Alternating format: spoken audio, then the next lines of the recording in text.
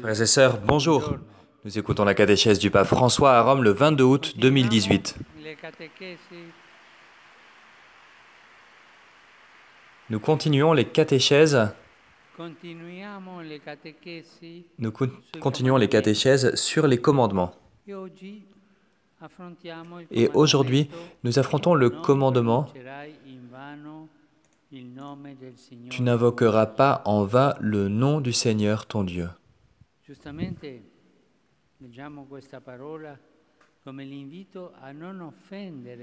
Nous lisons et nous écoutons cette parole comme l'invitation à ne pas offenser le nom de Dieu et à éviter à l'employer inopportunément.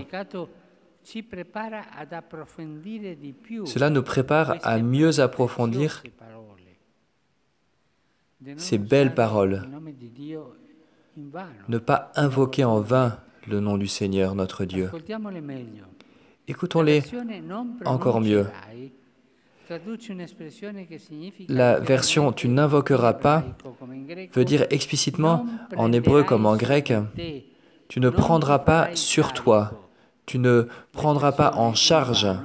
Et l'expression « en vain » est plus claire. Elle veut dire « vainement ». Cela fait référence à une forme privée de contenu, une forme d'hypocrisie, de formalisme. Employer les mots, le nom de Dieu, mais d'une manière vide, sans vérité. Le nom, dans la Bible, est la vérité intime des choses et surtout la vérité intime des personnes. Le nom représente souvent la mission. Par exemple, Abraham dans la Genèse ou Simon-Pierre dans les Évangiles reçoivent un nom nouveau pour indiquer le changement de direction de leur vie, pour connaître en vérité le nom de Dieu. Et cela entraîne la transformation de notre vie. Quand on connaît le nom de Dieu, notre histoire change. Dans les rites juifs, le nom de Dieu est proclamé solennellement au jour du grand pardon. Et le peuple est pardonné, car par le nom, on entre en contact avec la vie même de Dieu qui est miséricorde. Alors, prendre sur soi, prendre en charge le nom de Dieu, cela veut dire assumer sur nous sa réalité, entrer dans une relation forte, une relation étroite avec lui. Pour nous chrétiens, ce commandement est le rappel que nous sommes baptisés au nom du Père et du Fils et du Saint-Esprit, comme nous l'affirmons à chaque fois que nous faisons sur nous le signe de la croix, pour vivre nos actions quotidiennes dans une vraie communion, une communion réelle avec Dieu, c'est-à-dire avec son amour.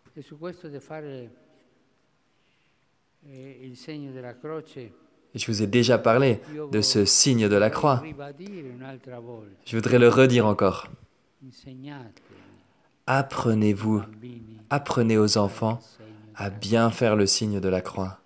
Est-ce que vous avez vu comment les enfants font le signe de croix parfois? Tu demandes à un enfant, fais le signe de croix, il fait un tout petit geste comme ça. Ils ne savent même pas ce que ça veut dire. Ils ne savent pas faire le signe de la croix, le signe de croix. Apprenez-leur à dire au nom du Père et du Fils et du Saint-Esprit. C'est le premier acte de foi d'un enfant. Donc ça, c'est les devoirs que vous rapportez à la maison. C'est vos devoirs. Apprenez à vos enfants à faire le signe de la croix. D'accord? Vous allez le faire ou pas? Vous avez bien compris, j'espère. Hein?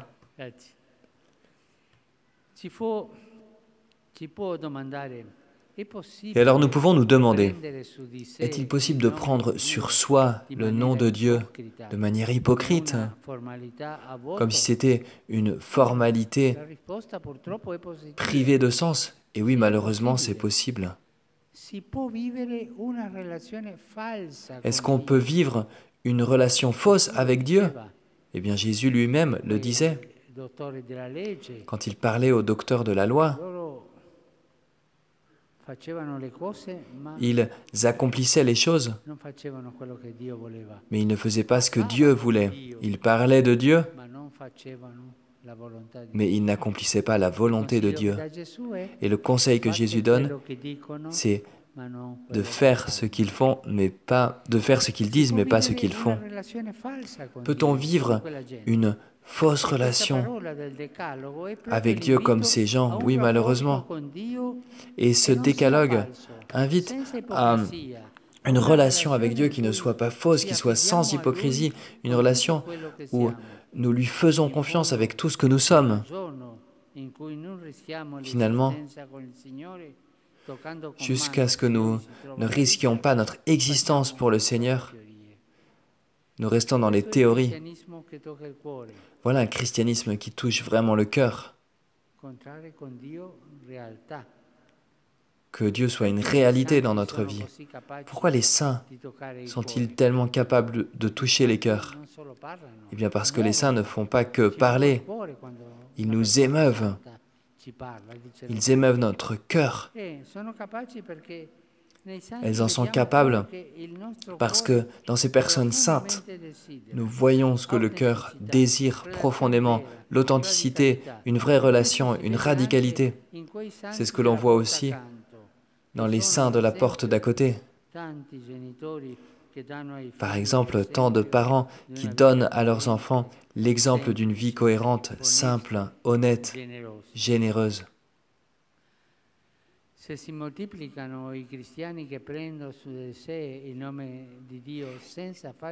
Et si les chrétiens, si l'on multiplie le nombre des chrétiens qui prennent sur eux le nom de Dieu, sans en enlever le sens, alors l'annonce de l'Église sera plus écoutée, elle deviendra plus crédible. Si notre vie concrète manifeste le nom de Dieu, alors on pourra voir combien est beau le baptême, l'Eucharistie,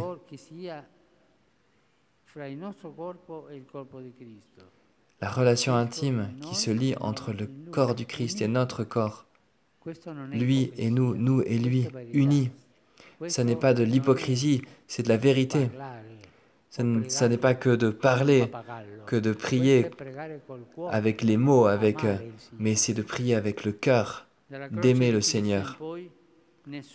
À partir de la croix du Christ, personne ne peut se mépriser soi-même ou mal penser de sa propre existence.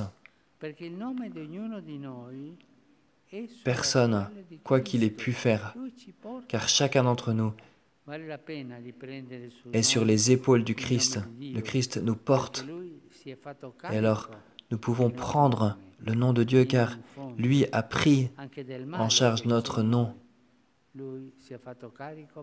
Il a pris sur ses épaules tout cela, même le mal que nous avons commis, pour nous pardonner par son amour.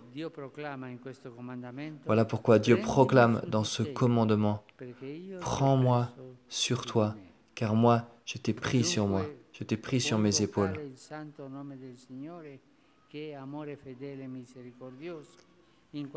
Alors, nous pouvons invoquer le nom fidèle du Seigneur, qui est miséricorde.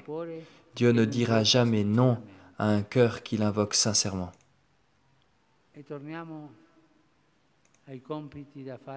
Alors revenons au devoir que je vous ai donné, ceux d'apprendre aux enfants à bien faire le signe de croix. Vous allez le faire? Très bien, merci.